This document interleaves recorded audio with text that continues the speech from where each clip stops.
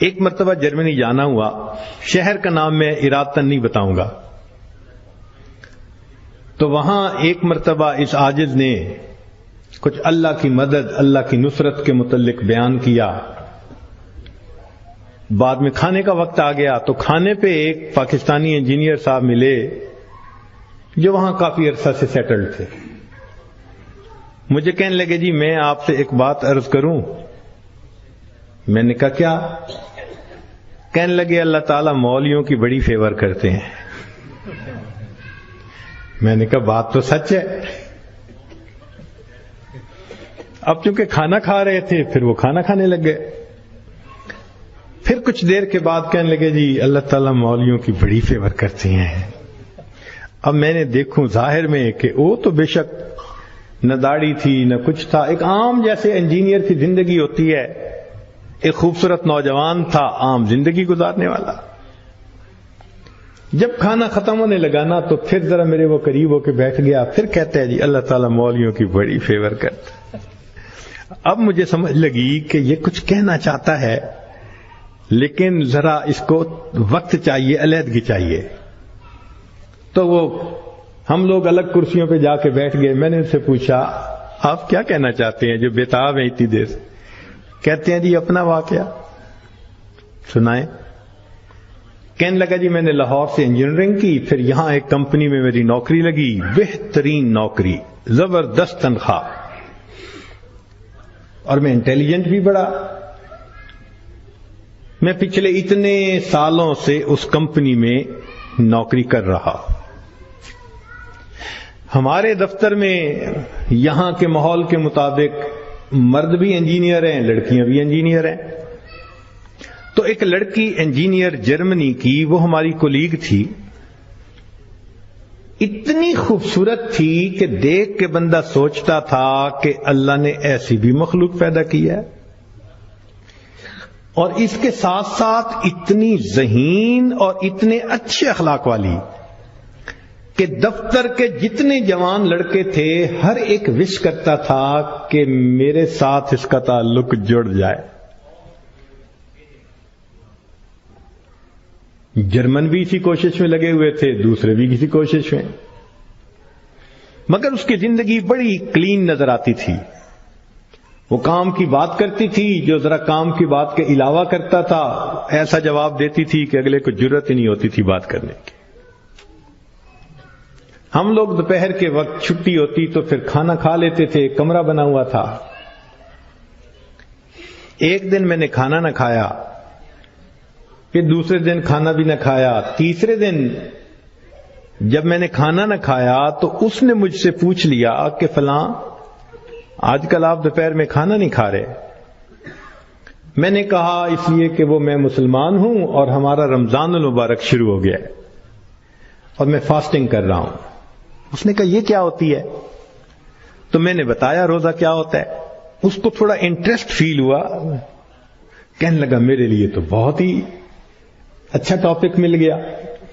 میں نے بھی کھول کھول کے بتایا فاسٹنگ کیا ہوتی ہے، اور اس کے انٹرسٹ کو دیکھ کے کہا اچھا میں باقی باتیں تمہیں کل بتاؤں گا۔ اگلے دن پھر میں نے اس سے کوئی بات کی، ہماری بات رمضان شریف پہ چلنی شروع ہو گئی، اور وہ بھی اس کھانے کے وقت میں کچھ دیر بیٹھ کے مجھ سے اسلام کے بارے میں کوئی بات سن لیتی۔ میری کوشش یہ تھی کہ رمضان شریف کے دوران میری بات چیت اتنی شروع ہو جائے کہ کمفرٹیبلی ہم ایک دوسرے سے کمیونیکیٹ کرنے لگ جائیں۔ جرمن لڑکے مجھے دیکھتے تو وہ مجھ سے بڑے خفا ہوتے، یہ اس کے ساتھ بیٹھ کے کیوں 10 منٹ باتیں کرتا ہے، بھائی جب سے ہم سے 1 منٹ بھی بات نہیں کرتی۔ خیر رمضان شریف ہونے تک مجھے اتنا اندازہ ہو گیا کہ اس کے ذہن میں اسلام کے بارے میں مزید جاننے کا بھی شوق موجود ہے۔ تو میں نے کچھ انگریزی کی کتابیں بھی اس کو منگا کے دیں کہ پڑھو، اور میں تو چاہتا تھا اللہ کرے یہ مسلمان بنے، پھر تو ہمارا ہی نمبر لگے گا، کیونکہ باقی تو سارے یہاں کافر ہیں۔ بڑی میری کوشش تھی اور میں بڑے خلوص سے کوشش کر رہا تھا یہ مسلمان بن جائے کہ اللہ کی شان۔ کہ جو باتیں میں بتا سکتا تھا میں نے بتائیں، اور کچھ باتیں اس کو میں نے کہا کہ بھئی تمہارے قریب اگر کوئی مسجد ہے، وہاں عالم ہے، تو ان سے کوسچن پوچھ لو۔ 6 مہینے اس لڑکی نے اسلام کو سٹڈی کیا، اور ایک دن آ کے وہ مجھے کہنے لگی کہ کل میں نے کلمہ پڑھ لیا ہے، اور میں نے دیکھا کہ اس نے اپنا سر بھی ڈھکا ہوا تھا۔ تو یہ اس بات کی دلیل تھی کہ یہ مسلمان بن چکی۔ میری تو خوشی کے انتہا نہیں تھی۔ میں نے عشاء کے بعد 10 رکعت شکرانے کے نفل پڑھے کہ یہ مسلمان بن گئی۔ میں کلیگ بھی ہوں، مسلمان بھی ہوں، اس کے پاس تو کوئی دوسری آپشن ہی نہیں ہے، تو اب میرا کام آسان ہو گیا۔ اب وہ جب موقع ہوتا نماز بھی پڑھتی، مگر زندگی چلتی رہی۔ سال میں ہمیں چھٹیاں ملتی تھیں جو اکثر وہاں کے مقامی لوگ یورپ میں ادھر ادھر بیچز پہ گزارا کرتے تھے۔ بات چلی کہ بھئی اس دفعہ چھٹیوں کا پروگرام کیا ہے؟ اس نے کہا کہ میرا ارادہ ہے کہ میں اس دفعہ ٹرکی جاؤں گی، سنیں وہاں بہت مسجدیں ہیں اور بہت علماء ہیں، میوزیمز ہیں، تو مجھے ذرا اسلام کو اور زیادہ سٹڈی کرنے کا موقع مل جائے گا۔ میں نے سوچا ترکی جائے گی تو میرا کیا فائدہ؟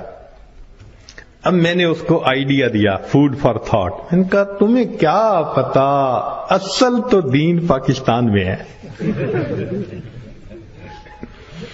اتنی مسجدیں ہیں، اتنے یہ علماء ہیں، اتنے فلاں ہیں۔ اب میں نے ایسی سہانی سٹوری اس کو سنائی کہ اس کو لگا کہ اگر مجھے دین سمجھنا ہے تو شاید وہاں انفارمیشن زیادہ مل سکیں گی۔ اور ادھر میں نے اپنی امی کو فون بھی کر دیا، امی میں کوشش کر رہا ہوں کہ یہاں سے ایک لڑکی آ جائے پاکستان، بس اس کو پھر آپ شادی کے لیے تیار کرنا، یہ آپ کا کام ہوگا۔ امی نے کہا بیٹا بات ہی کوئی نہیں۔ میری بہن ایک ایم اے انگلش تھی، ایک ایم اے اکنامکس تھی، بہنوں نے بھی کہا تم ایک دفعہ لے آؤ اس کو، ہم اس کو تیار کر لیں گی، مسئلہ ہی کوئی نہیں۔ اب میری کوشش کہ کسی طرح یہ سفر کرے۔ 2-3 دن وہ سوچتی رہی، پھر اس نے کہا کہ اچھا ٹھیک، میں نے ارادہ کیا ہے کہ ان چھٹیوں میں پاکستان جاؤں گی، مگر میں اپنی ارینجمنٹ خود کروں گی، تم فلائٹ نمبر بس بتا دو کب جا رہے ہو۔ تو میں نے کہا ٹھیک۔ اب جس دن میں نے فلائٹ پہ آنا تھا، اور اس نے بھی 2 لفظ کہے تھے کہ ہاں میں بکنگ کروا لوں گی، کہنے لگا کہ میں تو 1 گھنٹے یعنی 3 گھنٹے پہلے پہنچنے کی بجائے 4-5 گھنٹے پہلے پہنچا ہوا تھا۔ جلدی سے چیک ان کروا کے اب میں تلاش کر رہا تھا کہ کب آئے۔ خیر اس کو آنے میں کچھ دیر ہو گئی، مگر میں نے دیکھا کہ وہ آ گئی تو میں بڑا مطمئن ہو گیا، اب یہ پاکستان آ رہی ہے۔ خیر جب پاکستان اترے تو میرے گھر والے رشتہ دار سب مجھے ریسیو کرنے آئے ہوئے تھے، تو گھر کی عورتیں اس کو بھی ملی۔ اس نے کہا کہ دیکھو میں نے ہوٹل کی بکنگ کروائی ہوئی ہے اور میں اس وقت تھکی ہوئی ہوں سفر کر کے، تو میں سیدھا ہوٹل میں جاؤں گی، اور کل جب میں کسی وقت فریش ہوں گی نا تو عورتوں کو کہا کہ تم ہوٹل آ جانا، میں تم سے ڈسکس کر لوں گی کہ مجھے کہاں کا انفارمیشن مل سکتی ہے۔ میری بہنیں اس کو دیکھ کے تو حیران ہو گئیں، اور انہوں نے شادی کی ڈیٹ اور پلاننگ وہ بھی شروع کر دی۔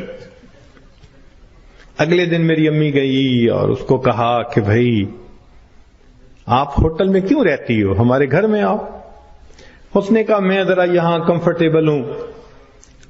امی نے کہا چلو کھانا کھانے ہی آ جاؤ۔ اس نے کہا ٹھیک، تو وہ ایک وقت کھانے کے لیے گھر امی کے ساتھ آ گئی۔ ہمارا گھر ڈیفنس کے اندر اتنا بڑا بہترین محل نما گھر تھا، اور بزنس تھا ہمارا کار ڈیلرشپ تھی۔ اب جو کار ڈیلر ہو وہ تو کروڑوں پتی ہوتا ہے۔ چھوٹا بھائی میرا مجھ سے بھی زیادہ خوبصورت نوجوان۔ خیر میری بہنوں نے بڑی کوشش کی کہ بھئی کسی طرح وہ ہاں کر دے کہ میرے ساتھ اس کی شادی پہ وہ راضی ہے، مگر وہ خاموش ہو جاتی، وہ ہاں نہیں کرتی تھی۔ پریشانی ہونے لگ گئی، دن گزر رہے ہیں اور ہاں نہیں کر رہی ہے. تو کہنے لگے کہ ایک دن جو ہے امی نے کہا کہ بیٹا اگر تم سے وہ راضی نہیں تو تمہارا چھوٹا بھائی بھی تو ہے، ہم اس کی آپشن دے دیتے ہیں. میں نے کہا ٹھیک ہے کوئی بات نہیں. امی نے چھوٹے بھائی کی آپشن دے دی. وہ سن کے پھر چپ ہو گئی. حتیٰ کہ آدھے سے زیادہ دن گزر گئے. فرض کرو 20 دن اس نے رہنا تھا تو 10-12 دن گزر گئے. اب امی کو ذرا فکر ہونے لگ گئی کہ یہ نہیں مانے گی. ہم پریشان بھی تھے. اللہ کی شان ایک دن وہ امی کے ساتھ بیٹھی بات چیت کر رہی تھی. کچھ کہنے لگا میرے ایک چچا ہیں، تبلیغی بندے ہیں، سارا دن مسجد میں پڑے رہتے ہیں اور کام ہی کوئی نہیں ان کو. ان کا ایک بیٹا ہے اور اس بیٹے کو انہوں نے جامعہ اشرفیہ سے مولوی بنا دیا. وہ چونکہ میرے امی کے قریبی رشتہ دار ہیں تو وہ نوجوان ہمارے گھر آیا امی کو کوئی چیز دینے کے لیے. تو اس لڑکی کی ذرا دور سے نظر پڑ گئی کہ ایک بندہ ہے، داڑھی والا بھی ہے، ٹوپی بھی ہے اور وضاقت بھی دینی ہے. اس نے میری امی سے پوچھ لیا یہ کون ہے؟ اس نے کہا یہ میرے دیور کا بیٹا ہے، عالم ہے. اس نے کہا اچھا میں نے جو کچھ مسئلے پوچھنے تھے وہ میں اس سے پوچھ سکتی ہوں؟ امی نے کہا ہاں. کہنے لگا امی نے وہ مولوی صاحب کو بلا لیا اور وہ مولوی صاحب آ کے یوں نگاہیں نیچی کر کے کھڑے ہو گئے. یہ اس نے 1-2 باتیں پوچھی، اس نے آگے سے جواب دیا اور جیسے روٹھا ہوا بندہ ہوتا ہے وہ مولوی صاحب چلے گئے. اس نے جاتے ہوئے اسے پوچھ لیا کہ بھئی اگر کوئی اور بات پوچھنی ہو تو آپ کا ٹیلی فون نمبر. اس نے ٹیلی فون نمبر دے دیا. 1-2 دن ٹیلی فون پہ یہ اس سے بات کرتی رہی. کہنے لگے کہ چوتھے دن ہمیں پتا چلا کہ لڑکی نے اس سے خود بات کی کیا تم مجھ سے نکاح کرنا چاہتے ہو؟ کہنے لگے مولوی صاحب نے جواب دیا میں ابو سے پوچھوں گا. ابو سے پوچھوں گا. اس نے ابو سے پوچھا.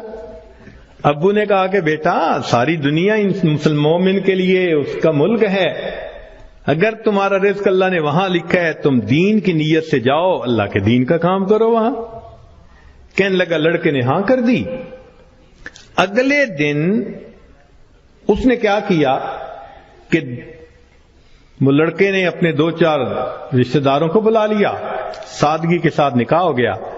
لڑکی اس کو لے کے اسلام آباد ایمبیسی چلی گئی اور ایمبیسی میں اس نے اپنا سٹیٹس دکھایا، پورا دکھا کے کہا کہ میں آئی تھی چھٹیاں گزارنے، اس کے ساتھ میرا نکاح ہو گیا ہے، کاغذات ہوتے رہیں گے، میں نے ہے 4 دن میں واپس جانا، کیا آپ اس کا ملٹیپل ویزا لگا سکتے ہیں؟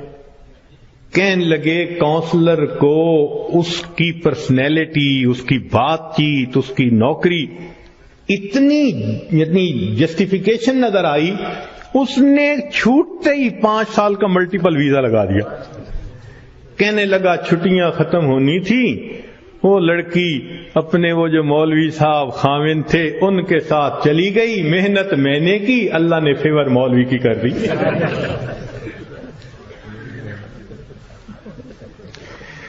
وَهُوَ يَتَوَلَّى الصَّالِحِينَ، وہ اللہ نیکوکاروں کا سرپرست ہے.